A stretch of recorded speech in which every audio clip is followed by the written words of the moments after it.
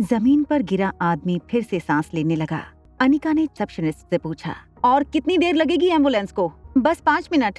अनिका ने cotton balls का एक बड़ा गुच्छा बनाया। फर्स्ट एड से एक एंटीसेप्टिक निकालकर उस पर छिड़कने लगी। कॉटन के गुच्छे को उसके पेशेंट के जख्म पर रख दिया और उसकी वाइफ से कहा, जब तक एम्बुलेंस नहीं आ जाती हम इस जख्म को खुला नहीं रख सकते। आप इस कॉटन को कस के पकड़िए। Thank you very much doctor. अगर आज आपने वक्त पर इनका इलाज नहीं किया होता तो I would have lost my husband. Anika का ध्यान होटल के मेन डोर पे था।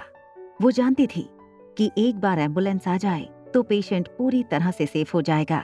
कामिनी गुस्से से चारों तरफ खड़ी लोगों को देखने लगी। Stop it, stop this. आप लोग इस औरत को थैंक यू कह रहे हो? आप लोगों को पता भी है इसकी वजह से पेशेंट की जान खतरे में आ गई है। क्या कह रही हो?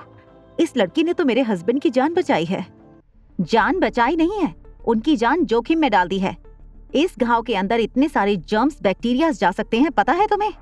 ऐसा होने पर कई सारे कॉम्प्लिकेशंस खड़े हो सकते हैं। देखो बेटा, मैं मेडिकल साइंस के बारे में ज्यादा तो नहीं जानती, मगर मैंने देखा कि तुम्हारी ट्रीटमेंट से उनकी सांसें वापस नहीं आ रही थी और जैसे ही इस लड़की ने उन्हें ऑपरेट किया वो फिर से सांस लेने लगे। जब आप मेडिकल साइंस के बारे में कुछ नहीं जानती तो आर्ग्यू क्यों कर रही हैं? नीचे बैठी पेशेंट की वाइफ ने एक बार अपने पति की ओर देखा, फिर उसके घाव की ओर देखा और अनिका से पूछा, बेटा क्या तुम सचमुच डॉक्टर नहीं हो? अनिका के जवाब देने से ठीक पहले एम्बुलेंस होटल पहुंच गई। लोगों के बीच में जगह बनाते हुए 2 लोग स्ट्रेचर लेकर आए। जैसे ही पेशेंट को स्ट्रेचर पर रखा गया, एक डॉक्टर जो एम्बुलेंस के साथ आया था उसने पेशेंट का इनिशियल चेकअप किया। इन्हें फर्स्ट एड किसने दिया? इसी बेवकूफ ने इन्हें फर्स्ट एड दिया। अब बताइए, इन्हें इसकी बेवकूफी ने कैसे इस पेशेंट की जान को खतरे में डाल दिया है? एक स्कूल ड्रॉप आउट लड़की भला ऑपरेशन कैसे कर सकती थी? क्या सचमुच तुमने बिना किसी पढ़ाई के, बिना किसी प्रोफेशनल इक्विपमेंट के इतनी एक्यूरेसी से ये चेस्ट ड्रेनेज सर्जरी की है? मैंने अपने मेडिकल करियर में कभी ऐसा कुछ होते हुए नहीं देखा। It's a miracle. तुम तो एक जीनियस हो। डॉक्टर के मुंह से अनिका की तारीफ सुनकर कामिनी के होश उड़ गए। ये अब खतरे से बिल्कुल बाहर हैं। हमने भी उन्हें यही ट्रीटमेंट दी होती अगर आप इन्हें हॉस्पिटल ले आई होती। लेकिन सबसे जरूरी बात, ये ऑपरेशन टाइम पर हो गया। कहीं हॉस्पिटल पहुंचने में देर हो गई होती तो कॉम्प्लिकेशंस बहुत बढ़ सकती थी। डॉक्टर जब तक पेशेंट की वाइफ से बात कर रहे थे, एम्बुलेंस वाले पेशेंट को स्ट्रेचर पर एम्बुलेंस तक ले जा चुके थे। होटल के स्टाफ ने रोहित को सब कुछ बताया। सर, वो पेशेंट हमारी होटल के गेस्ट थे, mister and Mrs Kishan Malhotra. ये नाम सुनकर रोहित को तुरंत याद आया कि मिस्टर किशन मल्होत्रा की फैमिली से मारवा फैमिली की काफी पुरानी जान पहचान थी। सनी ने रोहित से कहा, भैया मुझे लगता है हमें किशन अंकल को मिलने हॉस्पिटल जाना चाहिए। ठीक है, मैं ड्राइवर से कहता हूँ वो गाड़ी निकाले। रोहित और सनी लाइफ केयर हॉस्पिटल पहुंचे। मिस्टर किशन मल्होत्रा को हॉस्पिटल के स्पेशल फर्स्ट क्लास रूम में रखा गया था। रोहित और सनी जब रूम में पहुंचे तो किशन जी को होश नहीं आया था और उनकी वाइफ चेयर पर बैठी हुई थी।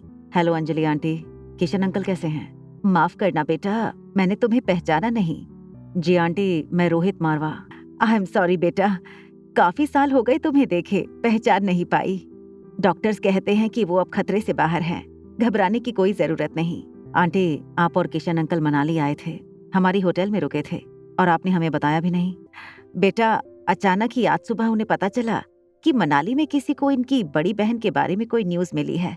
बस फिर क्या था, इन्होंने ड्राइवर से कहा गाड़ी निकालें और हम दोनों यहाँ पहुंच गए। यहाँ आने के बाद उन्हें पता चला कि इनकी बहन तो शायद 23-24 साल पहले ही गुजर चुकी थी और पीछे उनकी एक छोटी बेटी छोड़ गई थी, पर उस बेटी का भी अब कोई अता पता नहीं है। हम निराश होकर फिर से होटल पहुंचे और इनके साथ ये हादसा हो गया।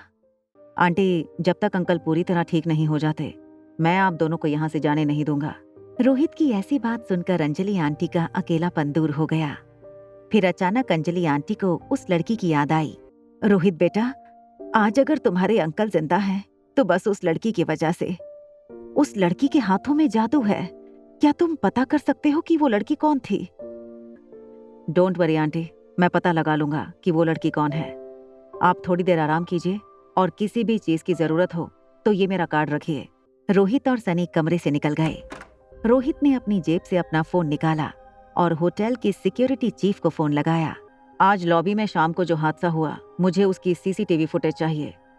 मैं जानना चाहता हूँ कि आखिर इतना कॉम्प्लिकेटेड ऑपरेशन किसने किया था। आगे की कहानी जानने के लिए देखें अगला एपिसोड सिर्फ पॉकेट FM के YouTube चैनल पर। और एक लड़की को देखा तो के सारे एपिसोड को सुनने के लिए डिस्क्रिप्शन में दी गई लिंक से डाउनलोड करें पॉकेट FM ऐप।